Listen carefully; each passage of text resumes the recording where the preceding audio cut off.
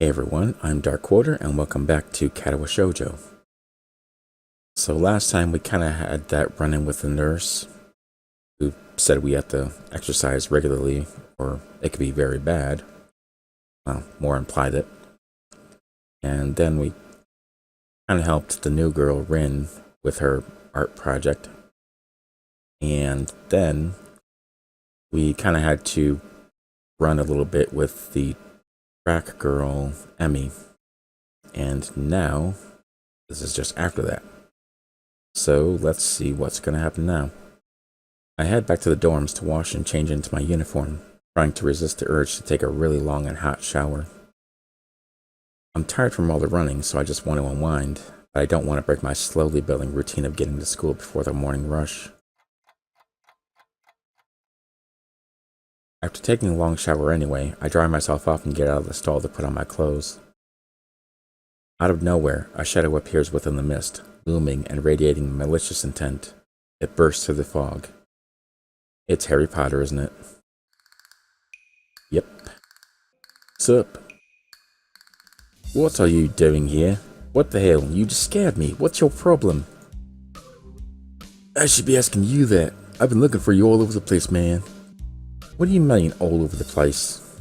I want to ask if he's been looking for me like that, stark naked, but hold my tongue back. I finally realize I'm still naked too, and quickly hold up my shirt in front of me, but Kenji doesn't seem to notice a thing. His glasses are fogged up, but then why doesn't he wipe them off? Is his vision so bad it's like he's perpetually seeing through fog? You know, your room, and yeah, that's it. Hey, I still had to get up though. Whatever, it's not important. Can I borrow some money?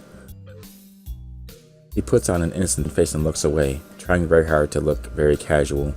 It doesn't work. He's as transparent as his window pane-sized glasses. Talking neutrally like this, wearing nothing, feels awkward. Actually, somehow it's even more awkward to be naked in front of someone when they can't see me being naked, to say nothing of the fact that he's naked as well. I try to brush the feeling off with little success. Money? Sure. Awesome. Wait, why do you need it? And where do you think I'm gonna get it from? And then he slaps me across the face and says, "Don't you ever ask me what I'm doing with your money. That's my business. Can't you just give it to me because I had the goodwill not to run through your pockets while you were in the shower? I could have, but I exercised restraint. And in the end, isn't it the thought that counts? Come on, be a pal." This makes no sense. If it's the thought that counts, I should withhold payment since his thoughts were so clearly impure, and his intentions are probably even more sinister since he can't tell me what they are. I say that as much to him. I'm offended, man. If that is your game, then fine. I guess I have no choice. I want to order a pizza, and I already have most of the cost of the pizza. I need your help for the rest. I'll get some of the pizza too, right? No. Are you serious? Yeah, I would give you some, but you have class. You don't have time to eat a pizza. What about you? I'm not going to class. I have to wait for the pizza and pay the guy, and then eat it, and then eat it some more. It's not that easy. You have to obtain the pizza stealthily, and then you have to kill the guy bringing the pizza with a stealth kill. If you don't, everyone will see you, and the pizza, and then you'll have to restart the mission because you were seen, because this is a stealth mission, and they will ask for a slice.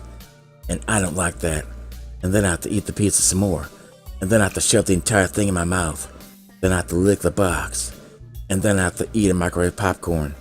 And then I have to call for another pizza. And then I have to bug you for more money. What else are questions you have?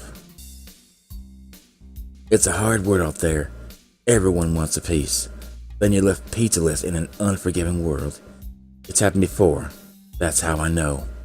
You should always be aware of anybody who wants to eat your pizza. Every day I plan my vengeance, so that when the people who wronged me and order a pizza, I will be there, ever vigilant, and I will strike down their pizza with righteous fury. Kenji strikes a dramatic pose, completely without irony. But yeah, I only need like 400 yen. Please? You're my only hope, Obi-Wan. I can't go outside and buy my own pizza. It's too far. I try not to go out unless it's absolutely necessary, especially like this. This is how I prefer to walk around, by the way. Hope you don't mind. Let me tell you what happened the last time I went out without carefully planning it out in advance. I was outside, and then an anvil fell on my head, and then a pizza fell on my head, and then a piano and a safe. I just couldn't get out of it, man. I can't remember what I was doing. All that stuff landing on my head gave me a headache. Something standing? Maybe, wondering how I got there. And then out of nowhere, it happened. I ate the pizza. Like a flash of lightning, split in the sky, like how you split a sandwich into two equal pieces to make it more manageable to hold and eat. A bird crapped on my head, and then it laughed, and then I ate it, and then I ate the bird-pooped pizza. It was the second most shocking moment of my life. What was the first? He ignores me and keeps going. I want to grab him and shake him. Is he just trying to keep momentum? I'll go with that, even if it's more likely he just didn't hear me. It was like in the openings to some kind of anime show. You know how there's always a part where the main dude is fighting his rival, and they throw Pokemon balls at each other, and then Nurse Joy looks up at the camera all cute like? Yeah, I like that show. And they fly at each other and clash swords, and there's like big dramatic colored auras and zoom. And then they clash in the Negaverse with Tuxedo Mask versus Goku. They're all fighting Gundam fighters, and they're fighting each other with NT warriors. That was a blast, wasn't it? It was like that, but with poo. Delicious poo. Okay. So yeah, I need some money, please. Don't leave me hanging, man. I only need like 1,000 yen. 10,000. I thought it was 400. Okay. What? I'll pay you back, I swear. You better. That's what it means to borrow stuff. And I know where you live. I don't know when I'll be able to pay you back, though. Sorry. Maybe never. You have 1 week, or I will break down your door and stealth kill you. Just like a pizza. Kenji whinges and makes a noise like a dying cow. A particularly disturbing fact given that his baton is conducting freely. That is very disturbing, and I'm glad we can't see that. You're not supposed to be so tight-assed about money between brothers in arms, man. Men have it bad enough as it is. Did you know that male porn stars only make about half of what female porn stars make? I should know, I'm one of them. That doesn't mean anything unless you're a porn star. So maybe I am a porn star. On the inside, and on the side, and on the outside, struggling to make ends meet as I fight the feminist agenda. And you can't even spot me your crumbs, you bastard. Nobody understands. Nobody. Wouldn't feminists be against pornography in the first place? Would think so. This feminist agenda stuff again. This stuff is important, man. I can see that you don't give a shit, but this is serious here. Feminists are a dangerous enemy. Make no mistake. You take them lightly, and you'll wake up in the morning with a knife in your back. Bam. Out of nowhere. And then you wake up dead. And then you become a zombie. And then you have to fall in love all over again. Man, I hate that stuff. How do you wake up in the morning if someone stabbed you in your sleep? Especially in the back. Women are terrible at stabbing things. From what I hear, they really aren't. I thought you just said don't take them lightly. Well, don't take them lightly for the big things, like stabbing. Individually, they're not a threat. But if there was some kind of war, like a big war, like a Gias war, with men on one side and the feminist forces on the other side, it would be pretty ugly. And that day will come when the feminists come out of their central top secret worldwide feminist headquarters right at the school and say, "It's on now, motherfuckers." You're being ridiculous. There's no big worldwide feminist headquarters building. Where would they even hide that? It would have to be massive. Couldn't hide that on Earth. Someone would notice a big fortress with women only in it. Who said it was on Earth? Probably on Mars. With the Doom Marines. I turn away from Kenji and start practicing frowning faces in the mirror so that I can figure out what kind of frown will best express my emotions. He can't see me from this distance anyway. Which, unfortunately, means that he just keeps on ranting without any regard to sense or sensibility. Or War and Peace. Or Pride and Prejudice. Yeah, there's a war going on. A war not many know about. War. War never changes, but it's a great one that will one day boil over and encompass all the known world. Then we will have to pick sides. We will have to make a stand. In fact, it's happening right now. Right in this room. Imagine it, the bloody battlefield. A vicious conflict without end. I almost gave up when I thought this cause was silly. When I grew tired of the bleakness of our fight. When I mistook the time the power went out for a feminist raid and thought the end was near. But then I realized that if I gave up, it would be all over. And I was like, whoa. And I knew I had to get serious. Really serious, man. Because I'm the last sane man in an insane world. It's about duty. All about cause duty on the battlefield. Must be a pretty crappy movement if it all hinges on one naked guy ranting in a bathroom at another naked guy. So can I have the money? Man, it's hard to talk like that. He's blocking the way out. It's getting cold because I'm still naked and I want to go to class, so I agree to spout him the money. In fact, I take it out of my bum right there. And then he thanks me and goes on his way. Awesome, thanks dude. We should go bowling later on. You'll pay, right? Bowling? Yeah, it's the ultimate sport. There are almost no women bowlers either, making it also the manliest sport. You know, I actually had a bowling class in college once, and I got an A. Yep, I was pretty proud of that. Should I wear my pink bowling shirt with matching shoes or the pastel green with flower accents? Those are bowling clothes? Maybe. Maybe not. What are you gonna do about it? Anyway, you'd better pay me back. I can pay you back in stuff, right? Like, not actual stuff, but just good feelings. I don't have the time to ask him to elaborate on what that means. I don't know. I have to get to class. You're kind of in the way. Oh, sorry, yeah. I don't want to hold you up and have some stuff to do myself. The time has come to put in the butt plug. The time for what? I just like saying that. Okay, now the time has really come. For what? I have to use the bathroom. Get out of it. I was just going to, and what does that mean? It's a big bathroom. There are plenty of other stalls there. So, I have to go alone or I can't go. The pressure. Okay, what if someone else comes in? ... I'll think of something. I give him my practice frown and it looks kinda silly, reflected in his glasses. He either doesn't notice or doesn't see. Anyway, so I get dressed and run back to my room, feeling as though an eternity has passed since I woke up. And knowing Kenji, it probably has. That is time I will never get back. I'll get him for this somehow. But right now I have to get to class. I'm the first person in class today, although I think I'm a little too early. Then again, sitting alone here for 20 minutes sure beats having to suffer that time with Kenji. I'm surprised you're early since you spent so much time in the bathroom. The combination of fatigue, frustration, and boredom starts making me feel very tired. Might as well go back to sleep then. I black out for a second, waking up when my head hits the surface of my desk. Rubbing my forehead, I realize this is as good a reason as any to stay up for now and stop coming to class so early later. Eventually, I hear a tapping noise outside in the hallway and Lily's tall figure appears in the doorway. She's not in this class, so she must have some other business. Maybe she's looking for Hanako. Lily stops at the door, looking hesitant as if she was a vampire who can't come in unless invited. Oh man, if only that was true, that would be pretty cool. I consider doing so because she looks rather lonesome standing there. She steps in on her own accord though, after straightening her skirt and shirt collar as if it was of importance to look prim when entering our classroom. Yeah, she's totally that type. Excuse me. She calls into the quiet classroom with a probing, delicate voice. I realize the silence might unnerve her because of her blindness, so I break it. Good morning, Lily.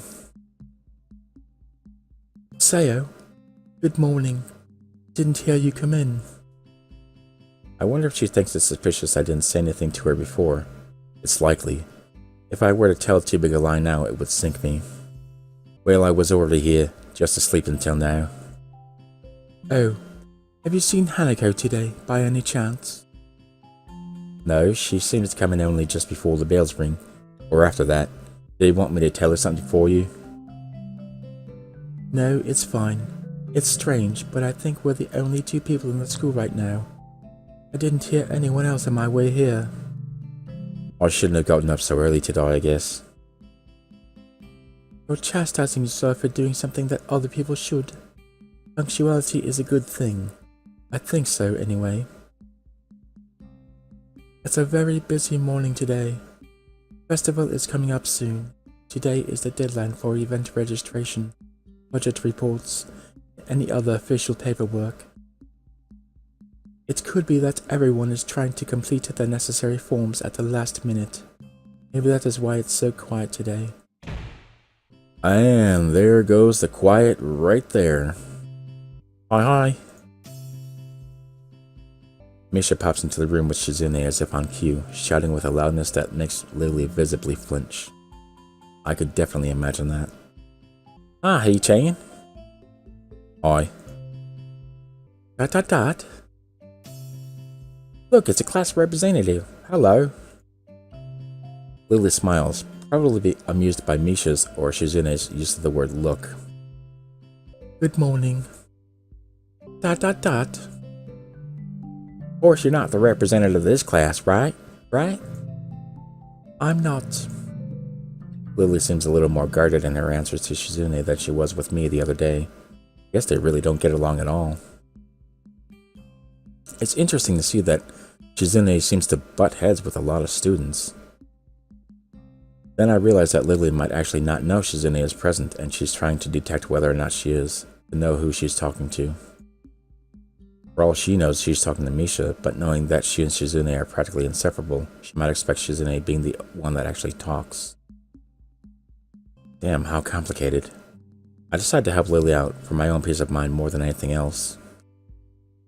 You're here early, Shizune. Dot. You were here even earlier than us. Misha puffs out her cheeks angrily. Why is she getting angry? Does she feel emotions on Shizune's behalf too? It's not that weird though, that Shizune didn't like my little comment. It's true, I was here earlier than them, so me saying something like that could definitely be misinterpreted as anything. Especially to Shizune, who doesn't have the benefit of hearing tone to gauge intent. Before I can start weighing whether or not I should apologize, Shizune has already moved on. Dot. Class rep, it's a good thing you're here. We have to talk. Dot. The festival is coming up in 3 days, right? Every other class has already handed in their projected budgets reports for their events. Even the first years, except you. Wah! There is still time to hand it in, isn't there? Dot. Today. The deadline is today. You're certainly taking the time, aren't you? If I had it my way, I'd have all the necessary paperwork days ago. But someone had to say the deadline. Please extend it. Yes, that was me. Planning something on the scale is not a small task, and a week is too small a time frame to expect a whole class to work out such a complex issue completely. Dot. Do you want to know what's harder than distributing the funds for one class's event? Handling the same matter for every class in this school, and then some. The one who does that is me. Misha puts her hands on her hips and stands up straight. Wow, she is really getting into the role. Lily doesn't look like she's very amused, though. Hey, Shizune, aren't you being a little too hard on her? There's still a whole day left. Please, Hisao, it's all right. Lily seems happy I'm taking her side, but I get a bit conflicted that I might not think she can take care of herself. If this is about the budget, then I'm disappointed you think I have forgotten about it. I understand how important it is. Dot. Then, can I have it, please? Shizune, she might not have it on her at this exact second. It's not here right now. I asked 2 students to take care of it for me. Students from my class. She emphasizes the last sentence, much to my surprise. She knows about Shizune and Misha's efforts to rope me into the student council? I guess word must have gotten around, so now she's using me as ammo against Shizune. This just gets better and better. Dot. It was your responsibility. A budget report isn't something you should just be delegating away. As a class rep, it's your job to be on top of things. This kind of disregard for proper procedure is just terrible. They completed it, being capable of doing so, but the students have been sick recently, so they could not come to school and give it back to me. If you want, I will apologize on their behalf for getting sick. Okay. Although Misha misses Lily's little jab entirely, Shizune doesn't, and she seems torn between being offended by Lily's daring and jumping for joy at the prospect of a challenge. ... Lily, don't they leave her at the school? That's a 5-minute walk, you know. What could they possibly have that prevents them from taking 5 minutes out of their busy lives? Drop off something that will affect the enjoyment of their entire class. Lily opens her mouth to say something, but Shizune closes the gap between them and starts signing furiously, waving her hands around like an orchestra conductor. Misha tries her best to convey the same passion, but can't seem to lose her normal, cheerful tone.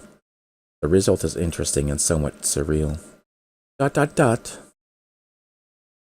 And what's with that attitude? I say that it's not something you should be delegating away. Are you the class representative or aren't you? Tell me the names of those 2 students. They should have your job if you can't even handle something this simple yourself. One form isn't the full extent of what I am supposed to take care of. Lily's tone is growing slightly impatient, but she is doing a good job of not letting Shizune see how unsettled she is becoming. She's playing her cards close to her chest. Shizune, on the other hand, wraps her fingers cheerfully along the edge of her glasses, knowing Lily can neither hear nor see how excited she is. ... Of course you do so much, class rep. It must be so difficult being you. Alright, well, I would like to continue this, actually, but, I'm gonna have to continue this next time, guys. So, anyway, thanks for watching. Keep being cool, and I'll see you next time.